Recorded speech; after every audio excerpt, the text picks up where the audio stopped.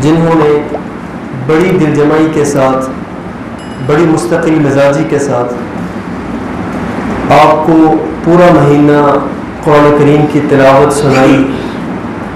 واللہ جو بندہ مصلی پہ کھڑا ہو کے قرآن سناتا ہے نا، یہ اس کو پتہ ہے کتنا بڑا کام ہے۔ احباب، ان بچوں کی حوصلہ افزائی کیا کریں، ان کی تعریف کیا کریں اور ان کے لیے دعا کیا کریں، اللہ ان کو متقین کا امام بنائے، آمین۔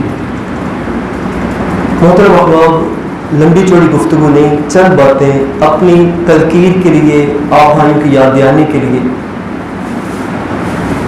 رمضان المبارک اللہ کا مہمان مہینہ، وہ مہینہ جس کے بارے میں آپ کے اور میرے پیر مرشد جناب محمد رسول اللہ صلی اللہ علیہ وسلم فرمایا کرتے تھے، شہر مبارک، اللہ نے تمہیں مبارک مہینہ دیا۔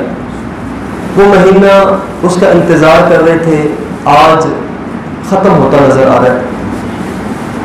آپ نے اس مہینے کے فضائل، اس کے مناقب علماء سے بہت سنے ہیں۔ میں صرف چند باتیں قرآن مجید کے حوالے سے عرض کرنا چاہتا ہوں۔ قرآن اور رمضان یہ لازم اور ملزوم ہے۔ رمضان یہ مہینہ ہے جسے اللہ سبحانہ و تعالیٰ نے قرآن مجید کے نزول کے لیے پسند فرمایا۔ اگر میں یوں کہوں، کائنات میں سب سے بہترین شہر مکہ المکرمہ ہے، کائنات میں سب سے افضل ترین کتاب قرآن مجید ہے، انبیاء میں تمام انبیاء کے سردار آپ کے اور میرے پیر مرشد محمد رسول اللہ صلی اللہ علیہ وسلم ہیں، فرشتوں میں سب سے افضل فرشتہ، فرشتوں کا سردار جبریل علیہ السلام ہے۔ ان باتوں کو ذرا جمع کیجیے۔ مہینوں میں تمام مہینوں کا سردار رمضان ہے، رمضان کے تمام دنوں کے سردار رمضان کے آخری دن اور راتیں ہیں۔ اللہ نے جن کے بارے میں قسم اٹھائی، ان باتوں کو جمع کیجیے۔ اللہ نے اس قرآن مجید کو نازل کرنے کے لیے فرشتہ کو بھیجا جو تمام فرشتوں کا سردار، اللہ نے اس جگہ پہ قرآن بھیجا جو تمام کائنات کی افضل ترین جگہ، اللہ نے اس قرآن کو نازل کرنے کے لیے رات وہ منتخب کی جس سے بڑھ کے رات کوئی نہیں ہو سکتی۔ اللہ کہتے ہیں اِنَّا أَنزَلْنَاهُ فِي لَيْلَةِ الْقَدْرِ، اللہ نے 1000 کا لفظ بول کے اس رات کی فضیلت کو ظاہر کیا، اور اللہ نے جس ذات پہ نازل کیا وہ تمام انبیاء کی سردار جناب محمد رسول اللہ صلی اللہ علیہ وسلم ہے۔ اس سے آگے بڑھ گئے، اللہ خود اس کتاب کی فضیلت کو بیان کرتے ہیں۔ اللہ سبحانہ و تعالیٰ کہتے ہیں فَلَا أُقْسِمُ بِمَوَاقِعِ النُّجُومِ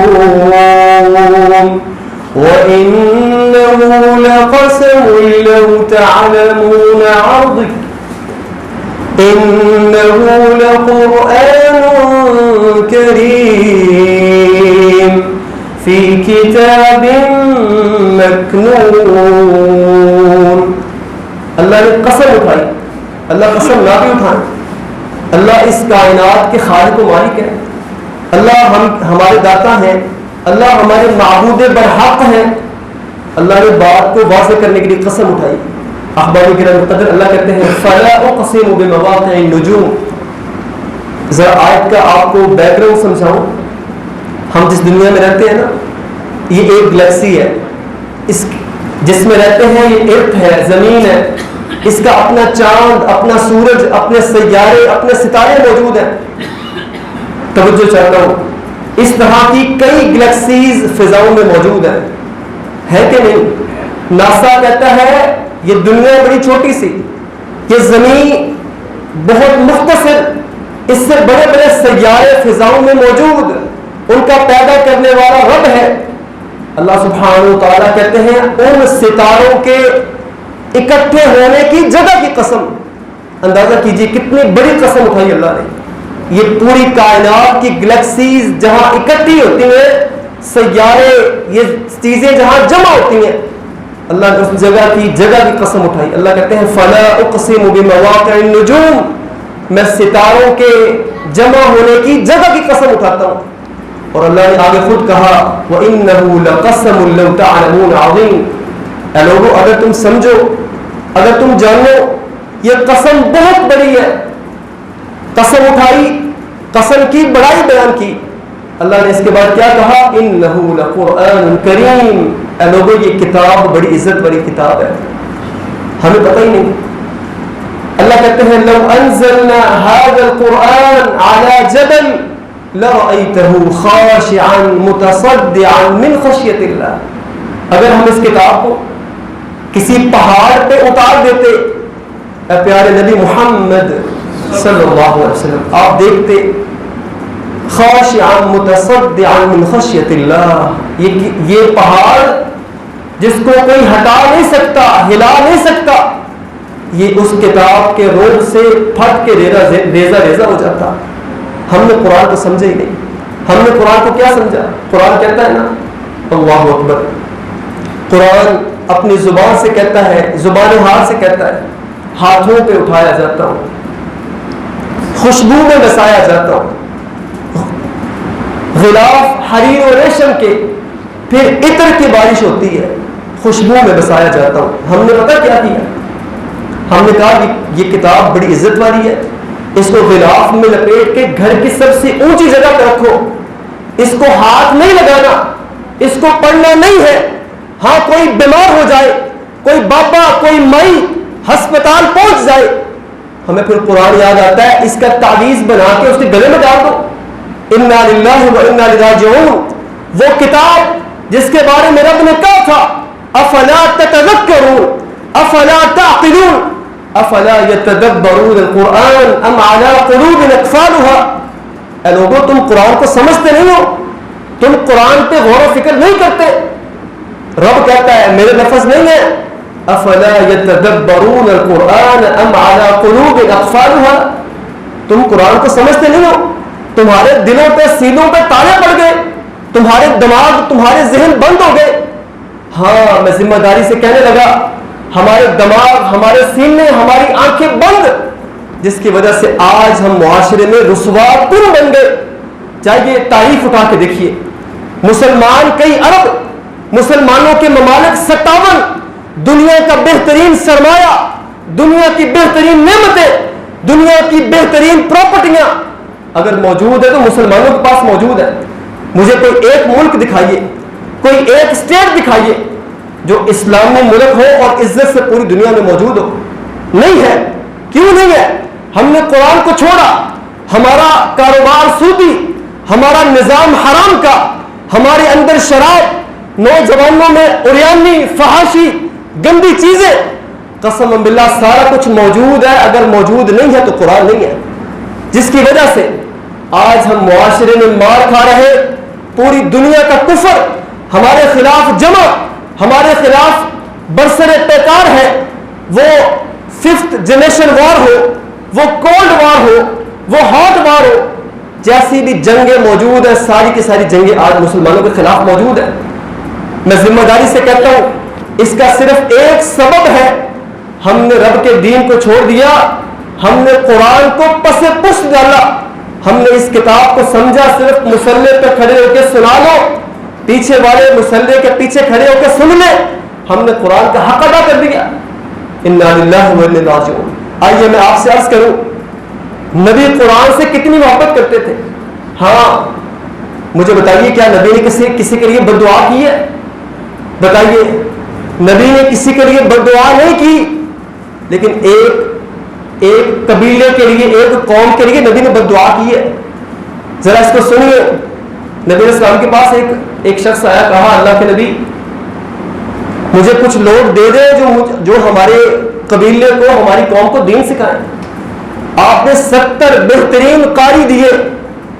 کون دیا؟ 70 بہترین قرآن پڑھنے والے دیے. ان لوگوں نے کیا کیا؟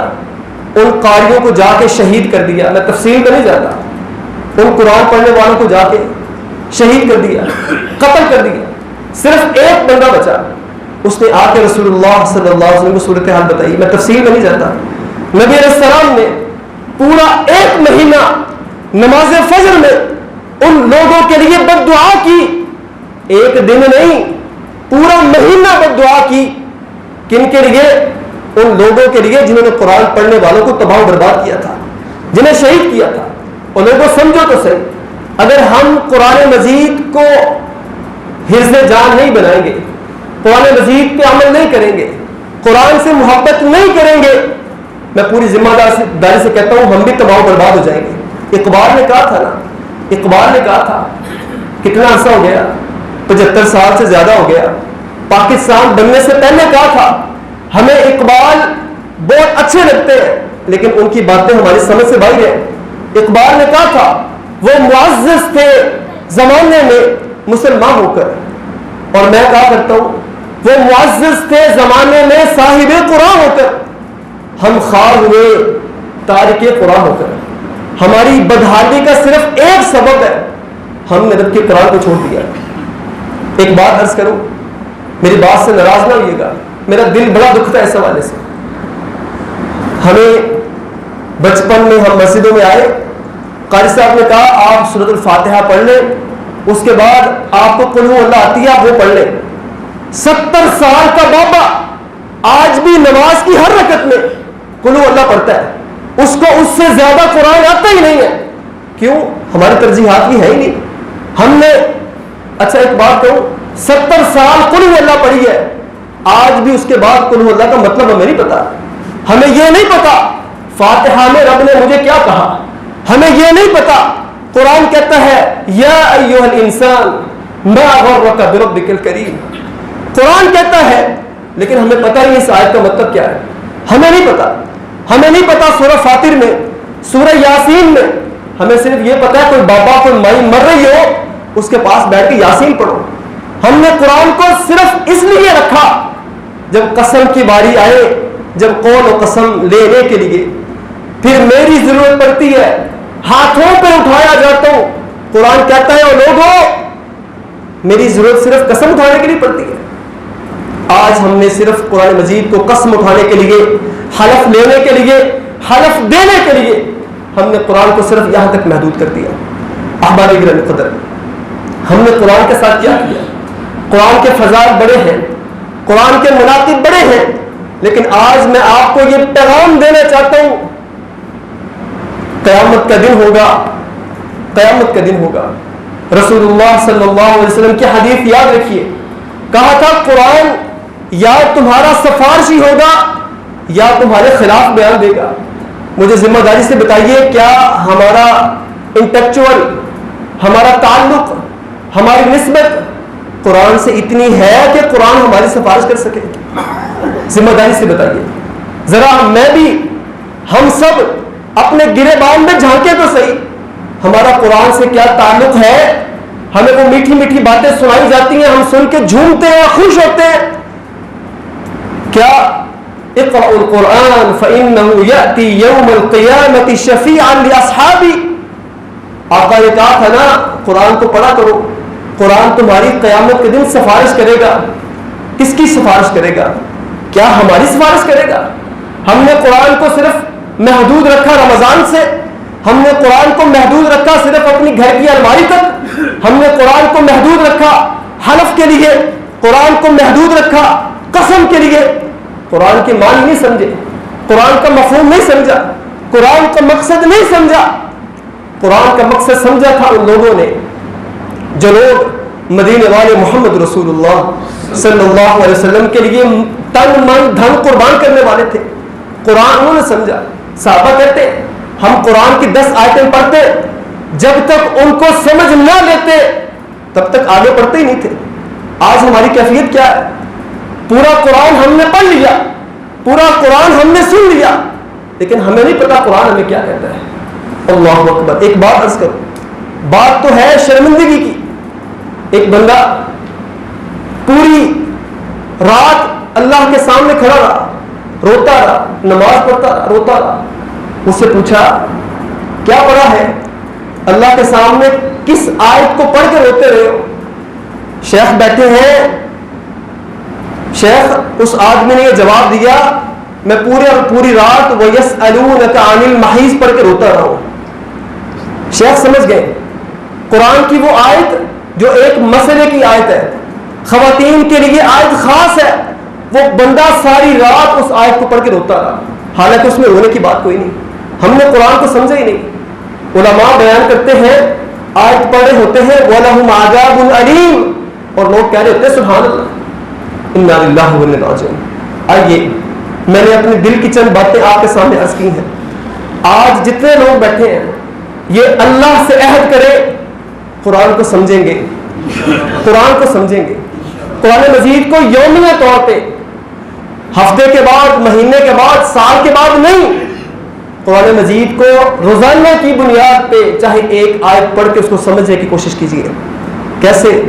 ایک فضیلت بیان کروں آپ کے اور میرے پیر و مرشد سید المرسلین امام المذنبین شفیع المذنبین جناب محمد رسول اللہ صلی اللہ علیہ وسلم کا ارشاد گرامی کیا کہا؟ فرمایا ایک شخص اللہ سے دعا کرتا ہے، وہ دعا کرتا رہتا ہے، اللہ سے مانگتا ہے، مانگتا رہتا ہے، ہاتھ پھیلا کے، دامن اٹھا کے مانگتا رہتا ہے. اللہ اکبر. نبی اسلام فرماتے ہیں پتہ نہیں اس کی یہ دعا قبول ہوگی کہ نہیں ہوگی، پتہ نہیں.